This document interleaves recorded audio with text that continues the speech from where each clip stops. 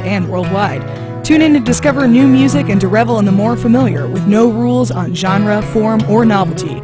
Learn more about the origins of songs, the lives of the musicians that made them, and a wide array of interesting facts in general. It's freeform radio at its finest. Hear what you rarely hear anywhere else here on Radio Free Saturday mornings, 9 a.m. to 11 a.m. every Saturday on KSJE.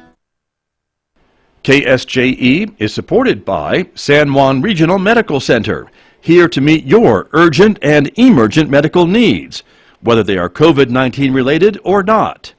Medical emergencies happen when you least expect them. Whether it's a stroke, heart attack, illness, or injury, San Juan Regional Medical Center's caregivers are here to provide care to you and your loved ones. Find out more online at sanjuanregional.com.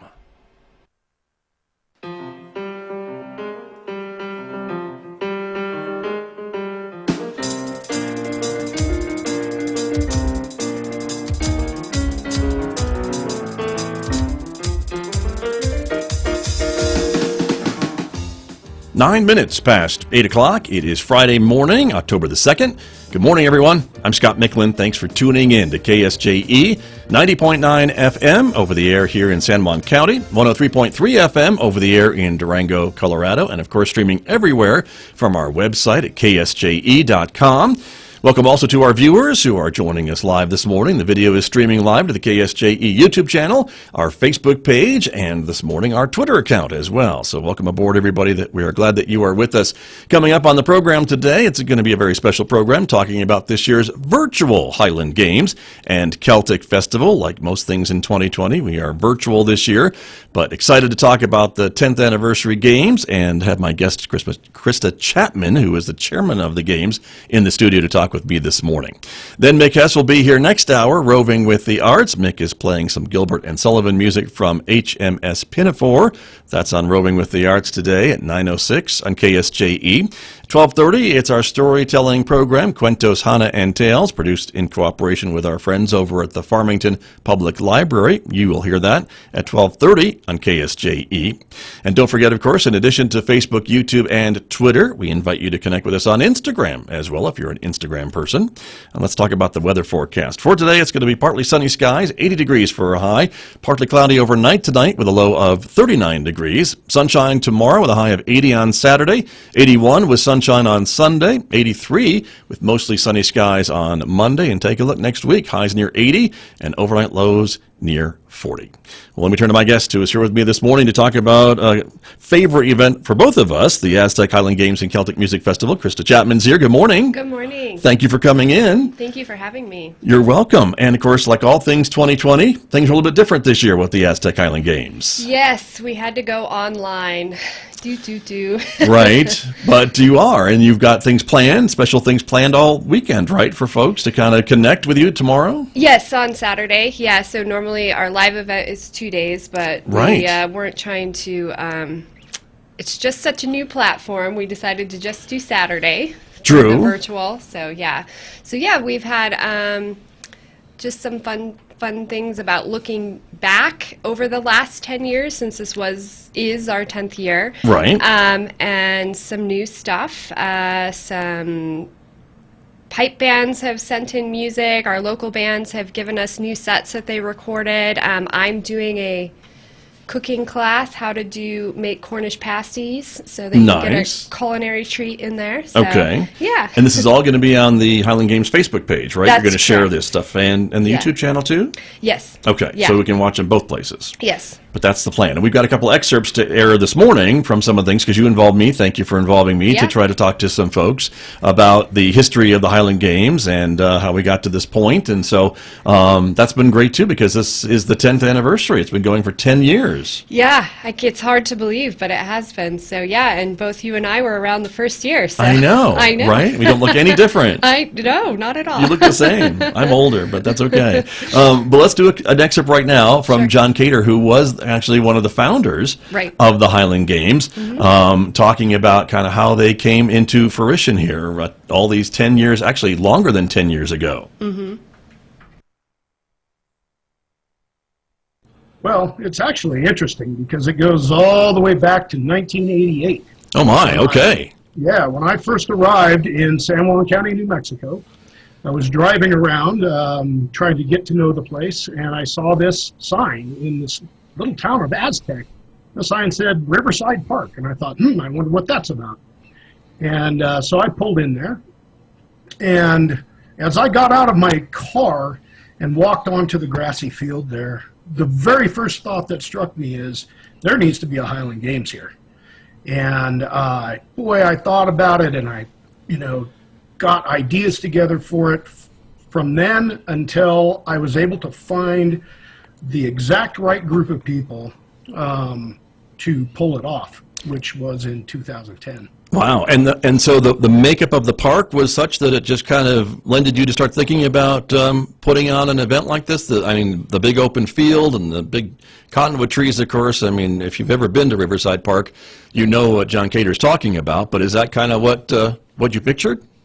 Absolutely. Just beautiful games right along the river, and the big field. And I think if you talk to the athletes, they would agree. That field is perfect for Highland Games. Right. Well, it certainly has grown into its own, I think, in the ensuing 10 years. But it took you some time then to get that right group of people, I guess, together, the movers and shakers, as it were, to put all the moving parts together to make it happen in 2010. That's right. And we all kind of ran in similar circles. And then ended up kind of just hanging out together and, having a Friday night libations. That can help sometimes.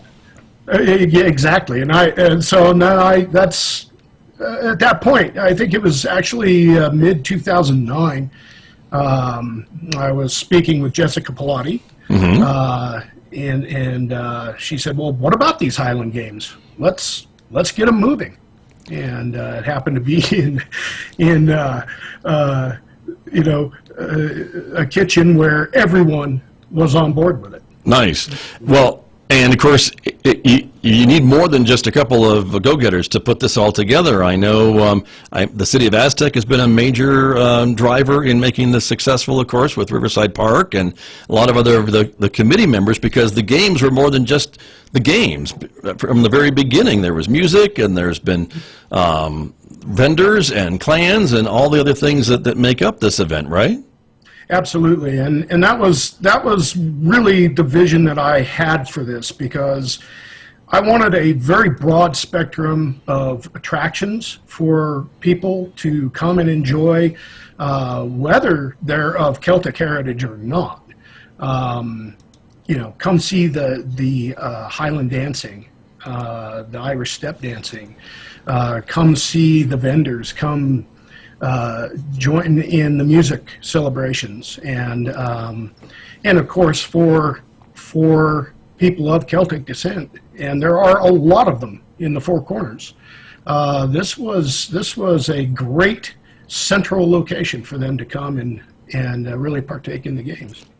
That is founder John Cater speaking to me about the Aztec Highland Games and Celtic Music Festival, celebrating its 10th year virtually this year. Christa Chapman, the current chair, is my guest here in the studio to talk with me about this year's Highland Games, but kind of a cool story about the beginnings of the games. And of course, we'll hear more from John over the weekend on your Facebook page and YouTube channel, right? Yes, absolutely. We'll have the whole thing up. So yeah. Very, very cool. Yeah. And so you've been involved, as you mentioned, from the very beginning, but you've been chair now for the last 2 years now, right? This is your second year as chair. This is my second year, so don't blame me. It wasn't my fault it went virtual.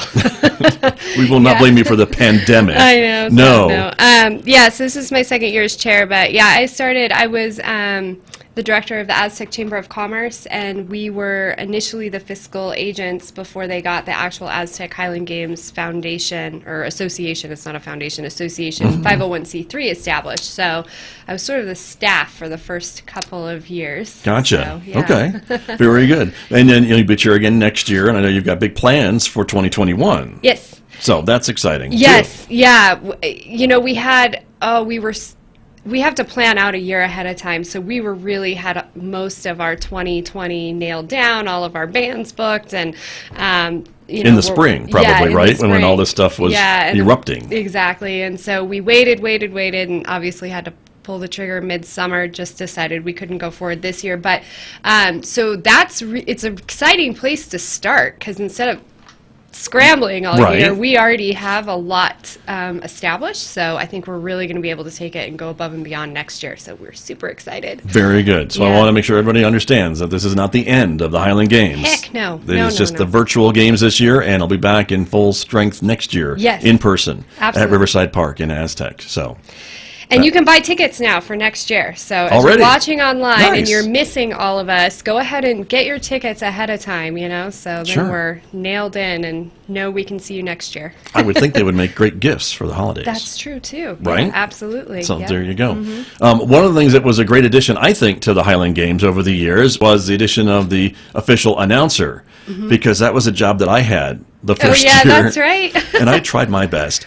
But I don't have the Scottish brogue, and so it just doesn't hold a candle to what Francis brings to the festival, to the games every year. Yeah, absolutely.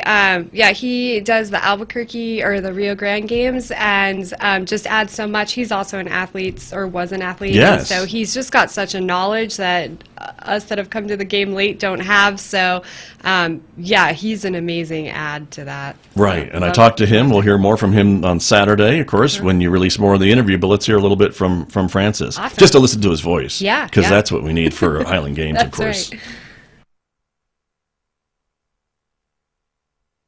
Well, Highland Games, it's a sport that it consumes you. Once you get involved in it, it just takes over.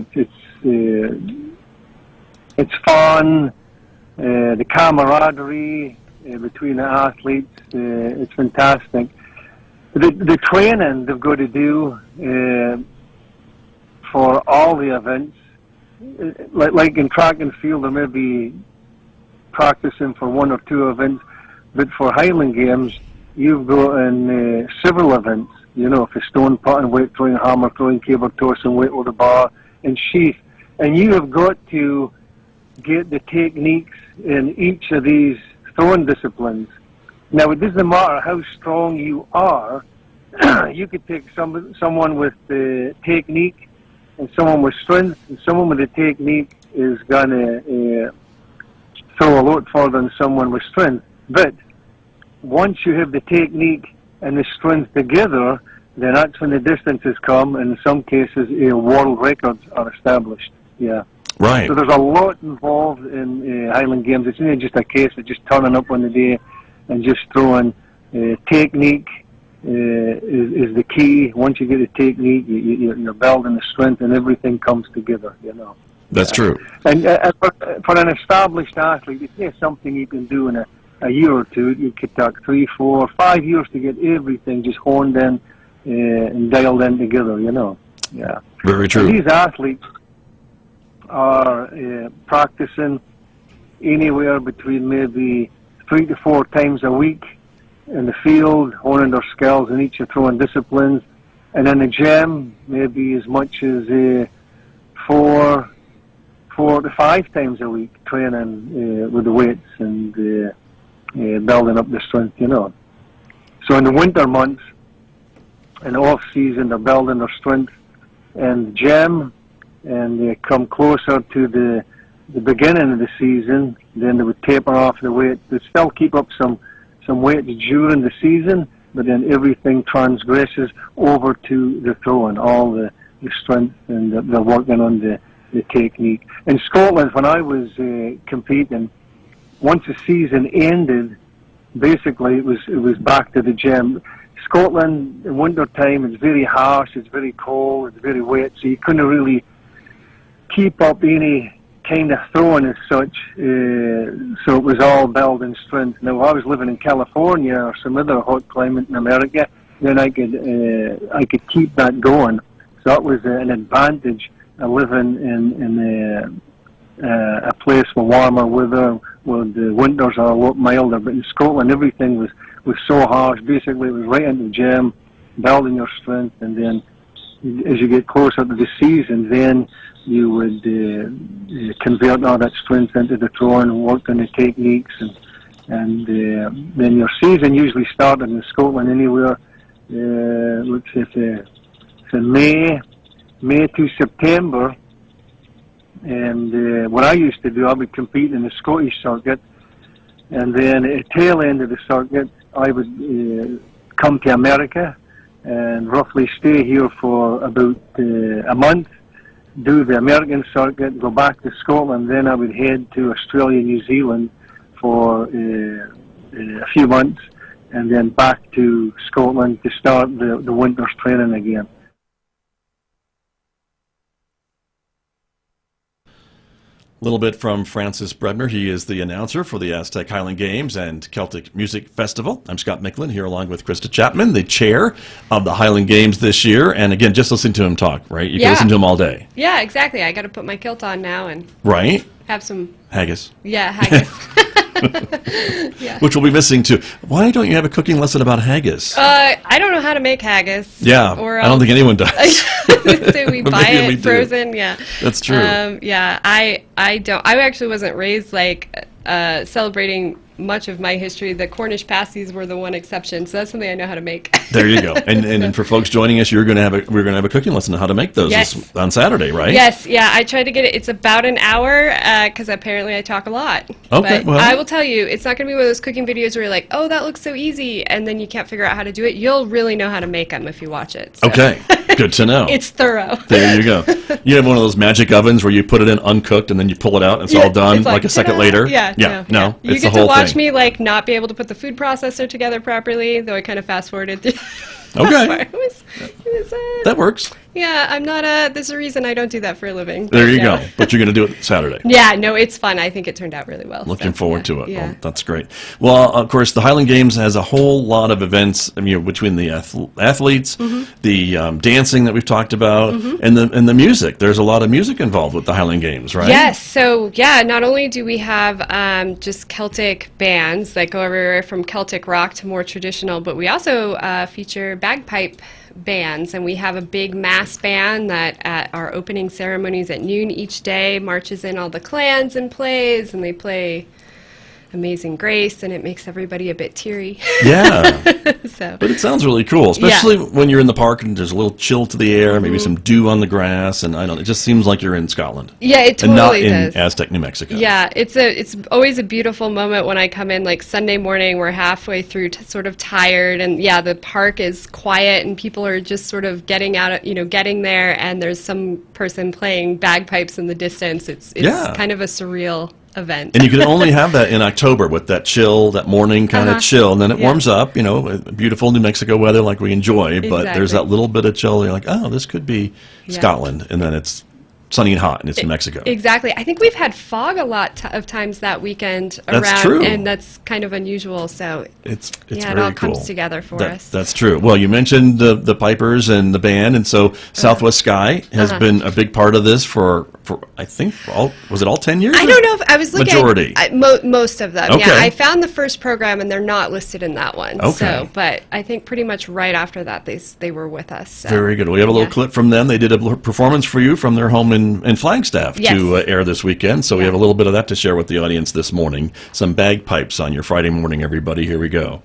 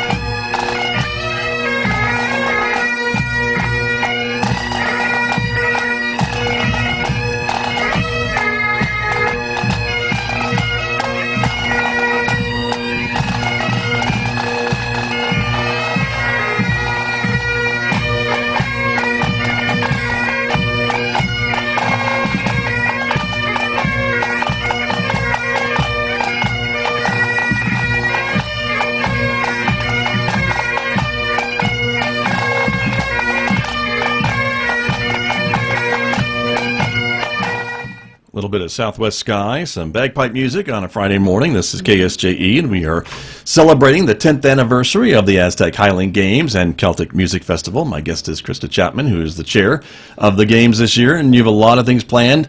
Tomorrow on the Aztec Highland Games Facebook page and YouTube channel, you'll be releasing videos like this and some of the interviews that I've done and interviews that you've done and others all day tomorrow pretty much, right? Or all morning? Yeah, well, I think we have enough stuff. We're doing a post at least every half hour between 9 and 5. How about that, everybody? Anytime, and then obviously the cool thing about Facebook is once you post it, it's up there. So, if you can't catch it tomorrow, they'll all be there for you to go back and check and share it. Share it with your friends. Get the word out. That's true. That's exactly. To enjoy a little bit of the Highland Games, even though we can't gather together this year, but there are plans in the works right now, you said, to gather next year, 2021. Yes, absolutely, yeah. Bigger and better. Yes. Excellent. We have an extra year, so yes, we're going to make it amazing. Very good. Well, one of the other individuals that I spoke with about the Highland Games was the past chair, Jessica Pilati, who was the chair for 8 years.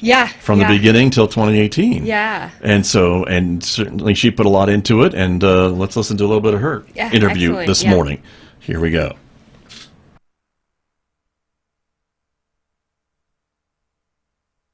Yeah, I actually made the trophies for the whole 8 years that I was there.